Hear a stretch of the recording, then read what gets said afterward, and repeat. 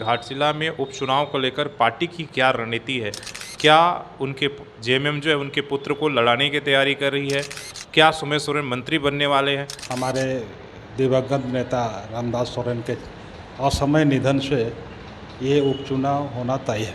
देखिए, अभी तक झारखंड मुक्ति मोर्चा का जो हम प्रैक्टिस देखे हैं कि ऐसे दुख की घड़ी में झारखंड मुक्ति मोर्चा हमेशा उस दुख परिवार के साथ में खड़ा रहा है।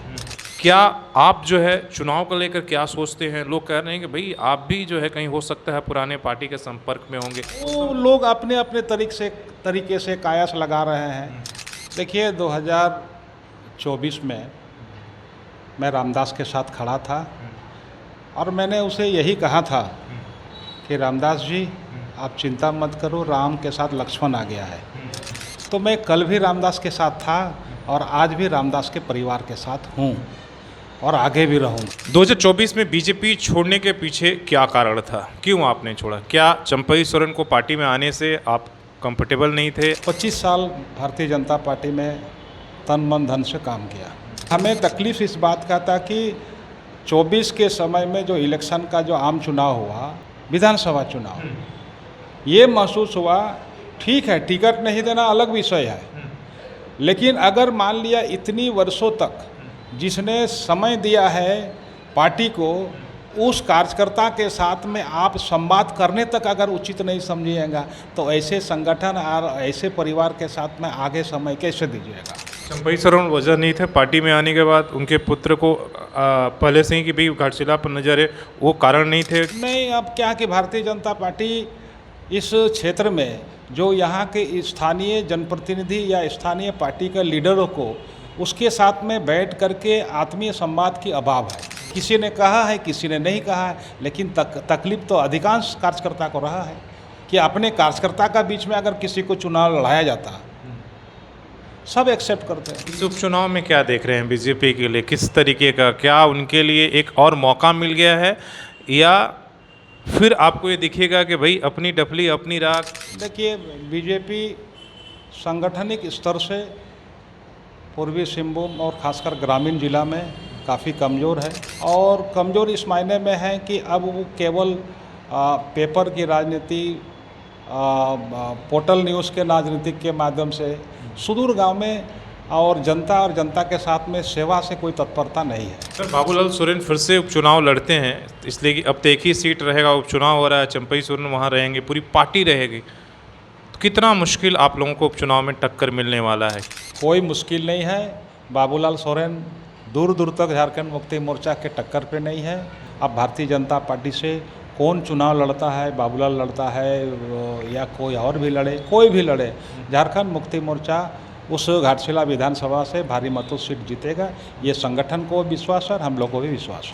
नमस्कार, सोशल संवाद में स्वागत है। मैं शशि भूषण। आज हमारे साथ जो है घाटशिला विधानसभा के पूर्व विधायक लक्ष्मण टुडू जी हैं और जेएमएम के केंद्रीय समिति सदस्य हैं। काफ़ी महत्वपूर्ण पद है और आप देख रहे हैं कि झारखंड में जब से जो है स्वर्गीय दिवंगत मंत्री रामदास सोरेन का घाटशिला सीट जो है उनके डेथ के बाद खाली हुआ है, तब से तरह तरह के आकलन लगाए जा रहे हैं और तरह तरह की बातें की जा रही हैं। हम उस पर भी बात करेंगे और जानने का कोशिश करेंगे कि जेएमएम को लेकर क्या कुछ रणनीति है, घाटशिला विधानसभा को लेकर जो सवाल आपके मन में उठे उन सवालों को लेकर हम बातचीत करेंगे। तो सबसे पहले दादा आभार, स्वागत है आपकी बातचीत करने को लेकर। नमस्कार, बहुत बहुत धन्यवाद। मंत्री, दिवंगत मंत्री का जो है जिस तरीके से सीट खाली हुआ है, हालांकि अभी बहुत वक्त नहीं हुआ, शोक से लोग उभरा नहीं, लेकिन तमाम तरह की सवाल उठने लगे हैं कि भाई घाटशिला में उपचुनाव को लेकर पार्टी की क्या रणनीति है? क्या उनके जेएमएम जो है उनके पुत्र को लड़ाने की तैयारी कर रही है? क्या सुमेर सोरेन मंत्री बनने वाले हैं? आप लोगों के पास इन सवालों को क्या जवाब? घाटशिला में उपचुनाव हमारे दिवंगत नेता रामदास सोरेन के असमय निधन से ये उपचुनाव होना तय है और इस चुनाव में पहले भी झारखंड मुक्ति मोर्चा जिस तरीके से और आदरणीय स्वर्गीय रामदास सोरेन जी का जिस तरह से सुदूर गांव से लेकर के शहर तक का व्यक्तिगत उनका आम जनता से मैन टू मैन संपर्क रहने का और पूरे घाटशिला विधानसभा ही नहीं बल्कि पूरे कोल्हान क्षेत्र में अपने समाज के अंदर में एक जो राजनीतिक प्रतिनिधित्व के तहत जो उसने कार्य किया है, आज उनके अंतिम संस्कार से लेकर के श्राद्ध क्रम से लेकर के आज दिखता है कि असल में रामदास सोरेन की पहुंच और पैठ कितनी गहरी थी। तो आज उपचुनाव तय है और इस चुनाव में पार्टी पूरी दमखम के साथ में चुनाव लड़ेगी। चुनाव को चुनाव की तरह ही लड़ेंगे और मुझे पूर्ण विश्वास है और हम लोग भी पूरी तरह से इस चुनाव में पूरी तत्परता के साथ में चुनाव को चुनाव के रूप में लड़ करके जो हमारी परंपरा सीट झारखंड मुक्ति मोर्चा कर रहा है उसको बरकरार रखने का काम करेंगे। मेरा सीधा सवाल जानने की उत्सुकता, क्या जो दिवंगत मंत्री के पुत्र हैं सुमेश सोरेन, जिसको लेकर तमाम तरह की खबरें चल रही हैं, वो चुनाव पार्टी के तरफ से लड़ेंगे? क्या इस पर पार्टी ने विचार किया है, तय कर लिया है, लड़ना तय है क्या? देखिए, अभी तक झारखंड मुक्ति मोर्चा का जो हम प्रैक्टिस देखे हैं कि ऐसे दुख की घड़ी में झारखंड मुक्ति मोर्चा हमेशा उस दुख परिवार के साथ में खड़ा रहा है और ऐसे परिस्थिति में कभी परिवार को छोड़ा नहीं है। और जबकि रामदास सोरेन के परिवार में उनके 3 पुत्र हैं और वो भी रामदास सोरेन जी के साथ में कहीं ना कहीं किसी न किसी रूप से वो सक्रिय रूप से रहा है। तो और अभी जब ऐसे परिस्थिति आया है, इस परिस्थिति में पार्टी, मैं समझता हूं कि उस परिवार के साथ खड़ा रहेगा और यही सोच और यही विचार आदरणीय स्वर्गीय शिबू सोरेन विश्वम गुरु का भी रहा है। तो इसीलिए हमें लगता है कि उस दृष्टिकोण से अगर देखा जाए तो उनके पुत्र को वहाँ के प्रतिनिधित्व करने का मौका देगा और अगर ऐसा होता है तो वहाँ की जनता भी तैयार है और संगठन भी तैयार है और कार्यकर्ता भी तैयार है। जैसा आपने कहा कि भाई मुश्किल समय में पार्टी आपकी हमेशा उस परिवार के साथ खड़ी रही है, जो भी ऐसी परिस्थिति आई है, 2 या 3 बार हम लोगों ने खुद ही देखा है। तो क्या मंत्री बनना भी तय है? इसलिए कि देखा गया है कि भाई जिनके मंत्री रहते हुए, पार्टी में रहते हुए उनकी मृत्यु हुई, तो उनके पुत्रों को जो है पिछले बार आपके जो है बड़े एक नेता रहे जगन्नाथ महतो, उनके साथ भी हुआ कि उनकी पत्नी को लड़ाया गया, मंत्री बनाया गया। तो क्या उस परंपरा को यहाँ भी मंत्री उनको बनाया जाएगा? लोग जिस तरह से पार्टी का शुरू से प्रैक्टिस रहा है, 1-2 बार देखा गया, तो इस तरह से कयास लगाया जा रहा है कि ऐसा ही हो सकता है और उसका अंतिम रूप तो हमारे केंद्रीय अध्यक्ष और सरकार के जो मुख्यमंत्री है उसको निर्णय लेना है। अगर इस तरह से होगा तो जनता को कोई किसी तरह का उसके विधानसभा में किसी तरह का रामदास की कमी नज़र नहीं आएगा, इससे उनको और बल मिलेगा। सही बात है। और मेरा सवाल है कि दादा, जिस विधानसभा की हम लोग चर्चा कर रहे हैं, आप 2019 में 2014 से 19 तक इसका प्रतिनिधित्व आपने किया बीजेपी के तरफ से। पहले आप व्यक्ति रहे जो बीजेपी के खाते में जो है वो सीट लेकर आया। 2019 में आपको टिकट काट दिया गया, आपने बर्दाश्त किया। 2024 में भी मौका नहीं मिला, आप जो है जेएमएम के साथ हो गए। आपके नाम को लेकर भी कई तरह के कयास लगाए जा रहे हैं। क्या आपके जिस विधानसभा की बात घाटशिला को हो रही है, जहाँ से आप विधायक रहे हैं, क्या आप जो है चुनाव को लेकर क्या सोचते हैं? लोग कह रहे हैं कि भाई आप भी जो है कहीं हो सकता है पुराने पार्टी के संपर्क में होंगे।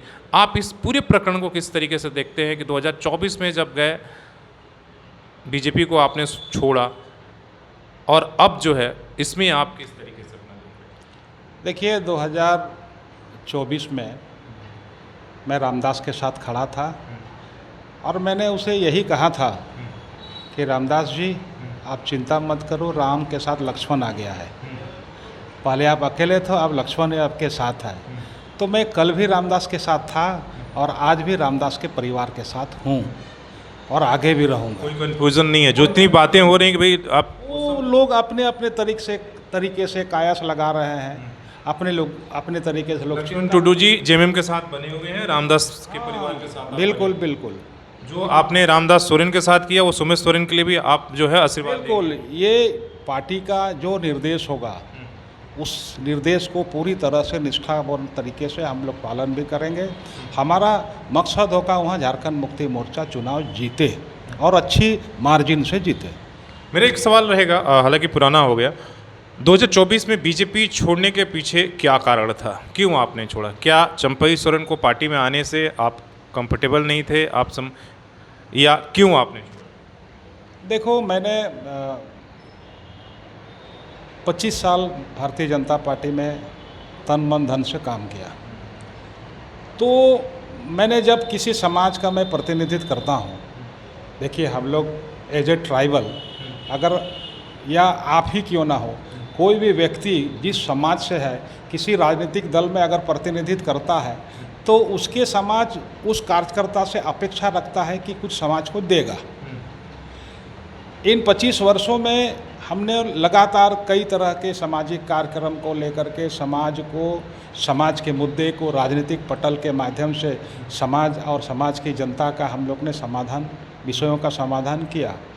लेकिन हमें तकलीफ़ इस बात का था कि 24 के समय में जो इलेक्शन का जो आम चुनाव हुआ, हमने महसूस किया, विधानसभा चुनाव, ये महसूस हुआ, ठीक है टिकट नहीं देना अलग विषय है, लेकिन अगर मान लिया इतनी वर्षों तक जिसने समय दिया है पार्टी को, उस कार्यकर्ता के साथ में आप संवाद करने तक अगर उचित नहीं समझिएगा तो ऐसे संगठन और ऐसे परिवार के साथ में आगे समय कैसे दीजिएगा? ये संवाद की कमी रहा है।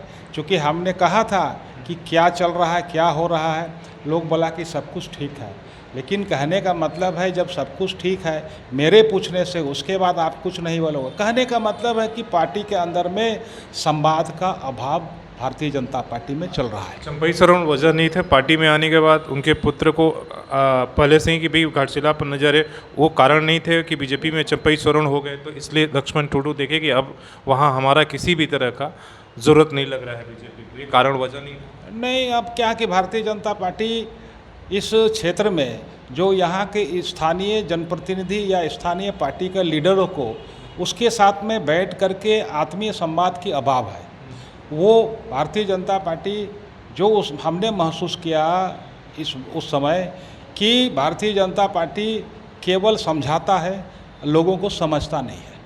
इसीलिए यहाँ का अपनी बात खाली करते हैं। यस, यहाँ के लोग, यहाँ के जनजातीय लीडर्स को, जो यहाँ के जनमानस और यहाँ की भौगोलिक, यहाँ की सांस्कृतिक और यहाँ की जनता और यहाँ की समाज की जो मुद्दे हैं, उसको यहाँ के लोगों के अनुरूप नहीं देख करके वो अपने अनुरूप देखता है, अपने अनुरूप समझाता है और यहाँ के लोगों को देखता नहीं है और यहाँ के लोगों को समझता नहीं है। आप कहते हैं कि जो यहाँ के झारखंडी मुद्दे हैं, आदिवासी मुद्दे हैं, उन पर जो है बीजेपी उतने जो है यहाँ के भावना के हिसाब से उस बात को सुनने के लिए तैयार नहीं होती है। ऊपर से जो निर्देश आता है बस वो कि आप ऐसे करें, उस तरीके से बयान दें, इस तरह के काम करें, उस तरह के आप बात कर रहे हैं कि केवल वहाँ ये सिर्फ निर्देश मिलते हैं। आप क्या चाहते हैं, आप किस तरीके से किन मुद्दों को उठाना चाहते हैं, उसकी प्राथमिकता नहीं मिलती। उसके अभाव है, उसका अभाव है। उनको चाहिए कि झारखंड में यहाँ के आदिवासी को समझाना नहीं बल्कि आदिवासी को समझने की ज़रूरत है। एक सवाल ये कि जब मुझे समझ में नहीं आ रहा है कि 2014 में आप विधायक बने, 2019 में जब टिकट कटा, जबकि आप सिटिंग विधायक थे और फिर एक नए व्यक्ति को वहाँ टिकट दिया गया, तब आपने पार्टी नहीं छोड़ा, 2024 में छोड़ा। तो जब अगर टिकट वजह होता लक्ष्मण टुडू को कि भाई टिकट कट गया इसलिए हम बीजेपी के साथ नहीं रहेंगे, तो 2019 में ही छोड़ देना चाहिए, इसलिए कि आप विधायक थे उस समय और उस समय रहते हुए आपका टिकट काट दिया गया। उस वक्त में प्रॉपरली संवाद हुआ था।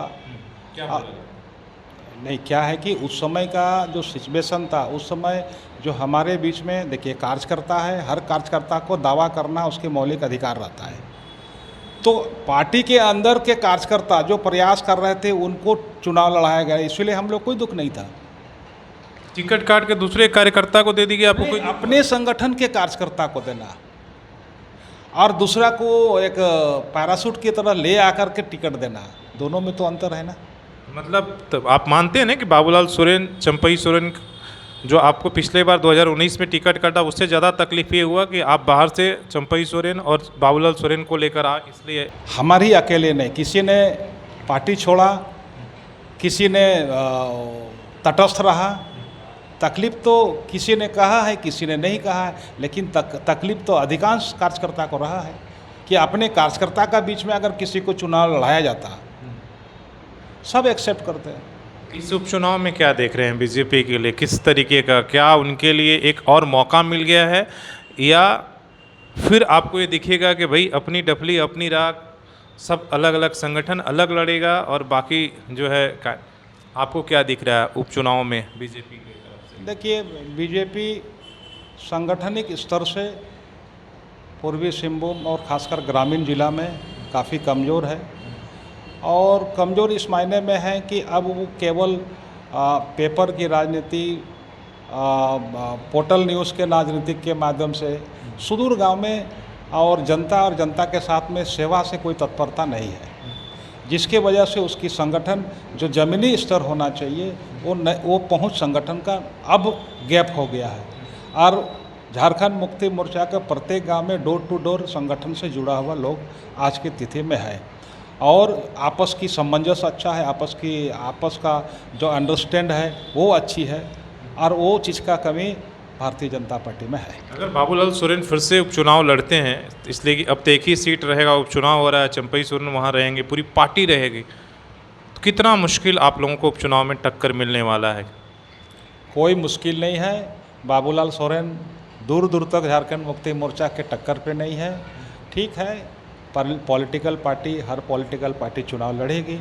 अब भारतीय जनता पार्टी से कौन चुनाव लड़ता है, बाबूलाल लड़ता है या कोई और भी लड़े, कोई भी लड़े, झारखंड मुक्ति मोर्चा उस घाटशिला विधानसभा से भारी मतों सीट जीतेगा, ये संगठन को विश्वास है और हम लोग को भी विश्वास है। चलिए, बहुत बहुत धन्यवाद दादा, तमाम चीज़ों को आप बेबाकी से जवाब दिए, बिना कुछ छुपाए, बिना लाग लपेट का। 2019 में क्यों आप बीजेपी को नहीं छोड़े और 2024 में क्या उसके पीछे कारण है, उसको आपने स्पष्ट तरीके से जो है एक राय दिया और बताया भी कि कहाँ कमी रही, चूक की, और क्या कुछ तैयारी चल रही है। इसलिए कि उपचुनाव को लेकर सबकी अब झारखंड में, इसलिए कि पहला इस सरकार बनने के बाद पहला उपचुनाव होने जा रहा है, और देखते हैं कि इसका कितना फ़ायदा मिलेगा जेएमएम को, या कितनी मुश्किलें बीजेपी पैदा कर पाएगी, वो तो आने वाला वक्त बताएगा। लेकिन आप पल पल के अपडेट के लिए, ग्राउंड रिपोर्ट के लिए आप सोशल संवाद के साथ बने रहिए। हम घाटशिला के लोगों से भी संवाद करेंगे, और जो भी प्लेयर इस बार चुनाव में रहेंगे उन सारी चीज़ों को कवर करने की कोशिश करेंगे। अपने सहयोगी शिवरामूर्ति के साथ शशि भूषण, सोशल संवाद न्यूज़ झारखंड।